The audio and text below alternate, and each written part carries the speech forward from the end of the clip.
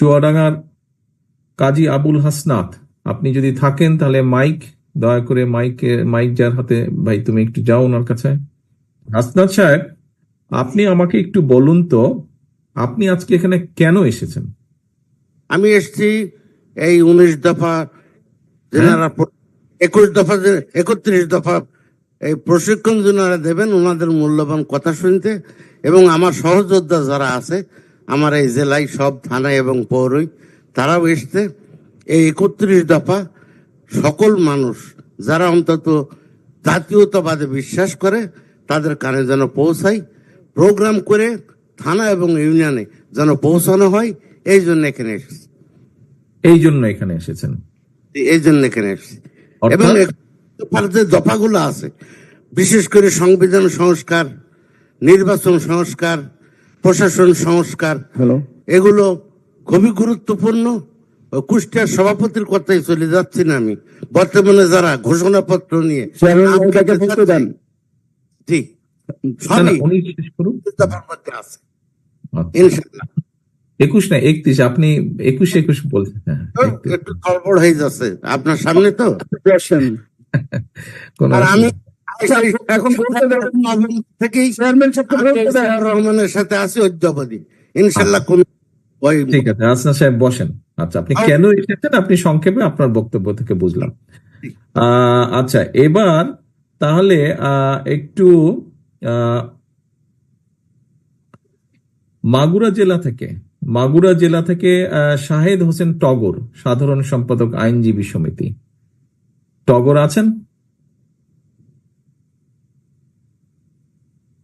টগর, আপনার কাছে আমার একটা প্রশ্ন, এই অনুষ্ঠানের কি কোনো দরকার ছিল? কারণ আমরা তো কেন্দ্র থেকে আপনাদেরকে যদি লিফলেট পাঠিয়ে দিতাম তাহলেই হতো, কিন্তু আজকে যে এই যে 6-7 ঘন্টা যে আপনারা থাকলেন অনুষ্ঠানে, এই অনুষ্ঠান আপনি দাঁড়ান, দৌড়াদৌড়ি করতে পারেন, আপনি যেখানে আছেন ওখানেই থাকেন। হ্যাঁ, আমরা সকলে দেখতে পাচ্ছি আপনাকে, ওখানেই থাকেন। তো এই অনুষ্ঠানের কি কোনো দরকার ছিল? যেভাবে আমরা আজকে অনুষ্ঠানটা কম বেশি চেষ্টা করেছি করার জন্য, কি দরকার ছিল বলেন তো? মাইকটা একটু কাছে নিন, শুনতে পাচ্ছি না, অনেক দূরে তো।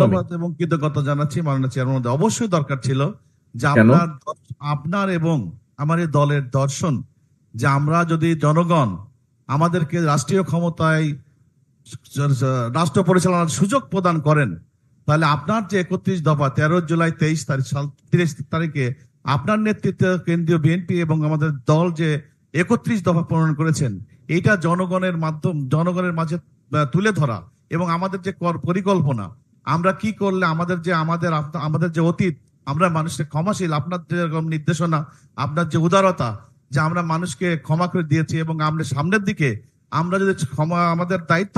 আমাকে টানাটানি করেন না, বিষয়টা আমি না, বিষয়টা হচ্ছে দল। আমরা দল, আমার দল যদি আসে, আমরা জনগণের জন্য যে 31 দফা যেখানে নাই এমন কোনো বিষয় নাই, এইটা আমরা তৃণমূল পর্যায় থেকে জেলা পর্যায় পর্যন্ত আমরা যারা আছি, যেরকম স্বাস্থ্য খাতে যেরকম শিক্ষকরা ডক্টররা আছেন, যে আমরা ফ্যামিলি স্বাস্থ্য কার্ড করব, আমরা যদি আইন পেশায় দেখি যে আমরা বিভিন্ন পেশায় যেহেতু আছি, যে আমরা আমাদের কাছে যারা আসেন, যে আমাদের 21 দফার ভিতরে আমার টার্গেট এক একটা দফা নিয়ে আমি যদি ওনাদেরকে সম্পৃক্ততা করতে পারি, যে আমার নেতা এবং দলের এই নির্দেশ যে আমরা এভাবে আপনাদের কাছে ন্যায় বিচার নিশ্চিত হবে, শিক্ষা খাতে যারা উপবৃত্তি এবং যারা শিক্ষার মান উন্নয়ন করবে সেই ভিতরে 31 দফার ভিতর আছে, এইগুলো আমাদের কাছে দলের যে ম্যানিফেস্টো সেটা আমাদেরকে প্রচার করতে হবে। এই প্রশিক্ষণ দিয়ে আমি মনে করি যে আমি সহ আমার যারা নেতৃবৃন্দ এখানে আছেন সবাই, এটা আমরা সমস্ত তৃণমূল পর্যায়ে থেকে জেলা পর্যায়ে উপস্থাপন করার জন্য যথেষ্ট হবে বলে আমি মনে করি। ধন্যবাদ। টগর যেই কথাটা বলেছেন নেতৃবৃন্দ, আপনারা কি কম বেশি একমত তার সাথে? আপনারা কি মনে করেন টগর ঠিক বলেছে? ঠিক আছে, ধন্যবাদ আপনাদের সকলে। টগর বসেন আপনি। আচ্ছা, এখন মেহেরপুর থেকে গাংনী উপজেলা সভাপতি মোহাম্মদ রেজাউল হক আছেন কি?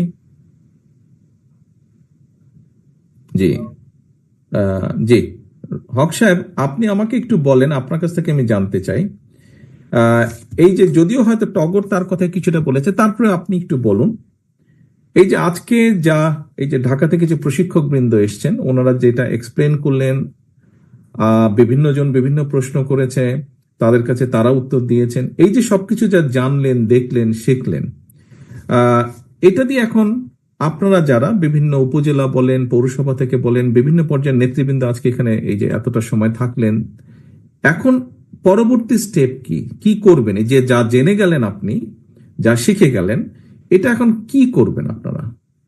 মাননীয় নেতা, আপনাকে ধন্যবাদ। কথা বলার সুযোগ আগে চেষ্টা করেছিলাম, কথা বলার সুযোগ হয় নাই।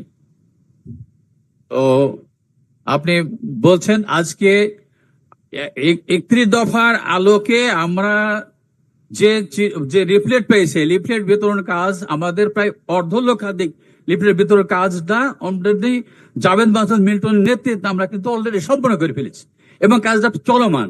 এর মধ্যে দল পুনর্গঠনের কাজটিও চলছে, এর পাশাপাশি এই কাজটা আমরা চালিয়ে নিয়ে যাচ্ছি। আমরা আজকে এখানে এসে মানে ওটা দফাগুলি আছে, কিন্তু দফাগুলির বিশদ ব্যাখ্যা তো আমাদের কাছে নাই। এগুলি প্রশিক্ষক মহোদয় আমাদের কাছে যেভাবে বুঝ দিলেন, আমাদের বুঝের ঘাটতিটা দূর হয়ে গেল। আমরা আলাপ আলোচনার মাধ্যমে আমরা আরো বেশি আমাদের জ্ঞানটা সম্প্রসারিত হলো।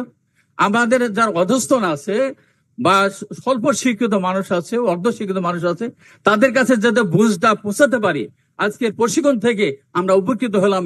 এই যে প্রশিক্ষণ লব্ধ জ্ঞান, যে অর্জনটাকে আমরা বিতরণ করবো আমার অধস্তন এলাকায়। আচ্ছা, তাহলে এই কাজগুলো করবেন। তাহলে উপস্থিত সকল নেতৃবৃন্দ, আমরা মাত্র যেই কথাগুলো শুনলাম হক সাহেবের কাছে, যে কথাগুলো আমরা শুনলাম, আপনারা কি মনে করেন এই কাজগুলো আপনাদের পক্ষে করা সম্ভব এবং এই কাজগুলো করা প্রয়োজন সকলে? তাহলে হক সাহেব যেটি করতে চাইছেন বা উনি যেটা বলছেন করা প্রয়োজন, আপনারা কি করবেন আমরা ধরে নিতে পারি কেন্দ্র থেকে? আচ্ছা, ধন্যবাদ। যে হক সাহেব বসুন আপনি দয়া করে। ধন্যবাদ হক সাহেব।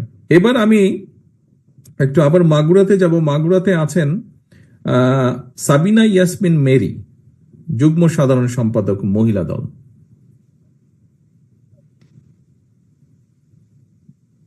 আসসালামু আলাইকুম। জি, সালাম আলাইকুম। বোন, আপনি একটু আমাকে বলেন যে এই যে এতক্ষণ আপনারা যে আলোচনা করলেন, বিভিন্ন জন কথা বলেছে 31 দফার আলোকে, এই বিষয়গুলো মানুষের কাছে যে পৌঁছে দেবেন, এটা কেন পৌঁছে দেওয়া প্রয়োজন বলে আপনি মনে করেন? এটা তো আমরা আমাদের দলের ব্যাপার, আমরা দলের একটা 31 দফা দিয়েছি, দলীয় নেতা কর্মীদেরকে আমরা জানালাম যে ভাই, আমরা অনেক কাঠ খড় পুড়িয়ে অনেক সময় নষ্ট করে মাথা ঘামিয়ে আমরা এই 31 দফা তৈরি করেছি। কাজেই আপনারা যেহেতু দলের নেতা কর্মী, আপনাদেরকে আমরা জানালাম একলা। কিন্তু এটা যে মানুষের কাছে পৌঁছে দেবার কথা এসেছে, কেন করবেন? এটা কি দরকার?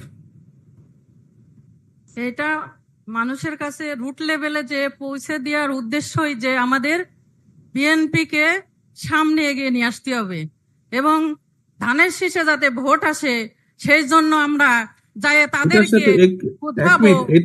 এটার সাথে এই ধানের শীষের ভোটের কি সম্পর্ক 31 দফার সাথে রে ভাই? না, 31 দফার যে মানে যে উদ্দেশ্যটা, সেটা হচ্ছে আমার রুট লেভেলে যে তাদেরকে বুঝাইতে হবে যে কি বুঝলো তারা বুঝে তাদের লাভটা কি? বুঝলো, ঠিক আছে, বুঝলো, খুব আপনি বললেন টলেন, তারাও বুঝলো, লাভ কি তাদের? তারা বুঝলে কি যায় আসে তাদের? দেশ এবং জনগণের স্বার্থে তাদেরকে বোঝাইতে হবে। জনগণের কি স্বার্থ ভোট এখানে? দেবে, সবাই ভোট দেবে, এই জন্য দেশ। ভোট তো পরে ভাই, ভোট তো পরে দিবে জনগণ, আগে তো জনগণের স্বার্থ থাকতে হবে, তারপরে তো ভোট দিবে, নাহলে কেন ভোট দিবে? সবার স্বার্থের জন্যই যে আগে বোঝাইতে হবে যে আমাদের মাঝে এসে সে কি কারণে আমাদেরকে আমাদের মাঝে আসবেন এবং বিএনপি কে এগিয়ে নিয়ে যেতে হবে। এই জন্যই মানে জনগণের কি কোনো স্বার্থ আছে 31 দফার মধ্যে? 31 দফা বাস্তবায়ন করলে জনগণের লাভ হবে না ক্ষতি হবে? জনগণের লাভ হবে। লাভ হবে? শিওর? আপনি শিওর? বিএনপি ক্ষমতায় আসলে অবশ্যই জনগণ লাভ হবে। না, বিএনপি ক্ষমতায় আসলে তো ঠিক আছে, না আপনি সরকারকে না আসলে তো আপনি 31 দফা যদি বাস্তবায়ন করতে পারি, তাহলে জনগণের লাভ হবে। লাভ হবে। আচ্ছা, আমাদের এই বোনের সাথে আপনারা কেউ কি দ্বিমত পোষণ করেন? উনি যেটা বললো 31 দফা বাস্তবায়ন করলে জনগণের লাভ হবে, কেউ দ্বিমত পোষণ করেন? কে দ্বিমত পোষণ করেন? হাত তুলেন তো ভাই। দ্বিমত পোষণ করেন কে? কেউ হাত তুলছে না। আচ্ছা, একমত পোষণ করেন কে? সকলে আপনারা একমত। ধন্যবাদ, সকলে হাত নেবা।